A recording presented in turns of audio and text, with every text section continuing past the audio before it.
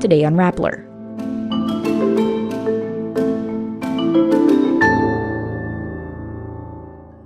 The death toll from the Davao de Oro landslide rises to 85 as the search continues.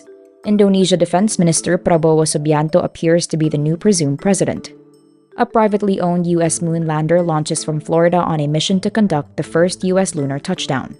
And Kris Aquino shares another health update on her 53rd birthday. The Davao de Oro landslide death toll climbs to 85, with at least 32 others reported injured on Wednesday, February 14, as rescue operations shift to the retrieval of the dead a week after the tragedy. The provincial government says the number of missing people is down to 38 as of 7 p.m. As of posting, at least 8 bodies are still unidentified and unclaimed. Many of those who died were workers of the Apex Mining Corporation who were about to leave the area after work at the mining site. Masara Barangay Chairman Douglas Dumalagan says 35 of those confirmed dead were residents of his village, while 9 others are still missing. He said the site of the landslide had been designated as a no-build zone by the local government as early as 2008, but many villagers refused to relocate, many of them workers for Apex Mining. Indonesia Defense Minister Prabowo appears to be the new presumed president, as unofficial counts project a comfortable win. This after Prabowo on Wednesday, February 14, declared his victory to supporters, saying it was a, quote, victory for all Indonesians. Quick ballot counts by independent pollsters show he won nearly 60% of votes, but official results are expected by March 20.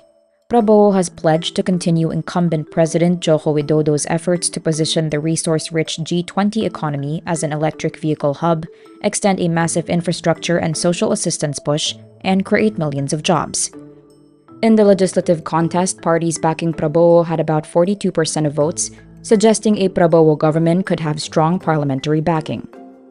Prabowo was a top lieutenant of Indonesia's late strongman ruler Suharto in the 1990s.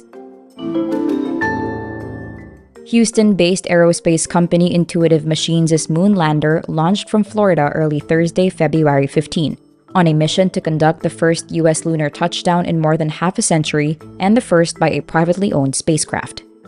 This also marks the first journey to the lunar surface under NASA's Artemis Moon program. The company's Nova C lander, dubbed Odysseus, lifts off shortly after 1 a.m. Eastern Standard Time atop a 2-stage Falcon 9 rocket flown by Elon Musk's SpaceX from NASA's Kennedy Space Center in Cape Canaveral. The IM-1 flight is carrying 6 NASA payloads of instruments designed to gather data about the lunar environment ahead of NASA's planned return of astronauts to the moon later this decade. If successful, the flight will represent the first controlled descent to the lunar surface by a U.S. spacecraft since the final Apollo mission in 1972. Kris Aquino on Fast Talk with Boy Abunda shares an important update on her health. On February 14, Kris's 53rd birthday, she says the next 6 months will be crucial for her as she will be trying a biological medicine to improve her heart condition. She says if the medicine does not take effect, she has a very strong chance of suffering cardiac arrest. Kris also shares that the muscles surrounding her heart as well as its middle layer are now very swollen. She adds it is difficult to fight off her illnesses because she is allergic to most medicines. But despite her condition, Kris promises everyone that she will continue to fight for her recovery in the face of all the love, support, and prayers given to her. Kris has been in the United States since 2022, seeking treatment for her autoimmune diseases. And that's today's wrap. I'm Nino Yu. Thank you for watching. Click the link below for the full story. Follow us on Rappler's YouTube, Facebook, X, Instagram, and TikTok.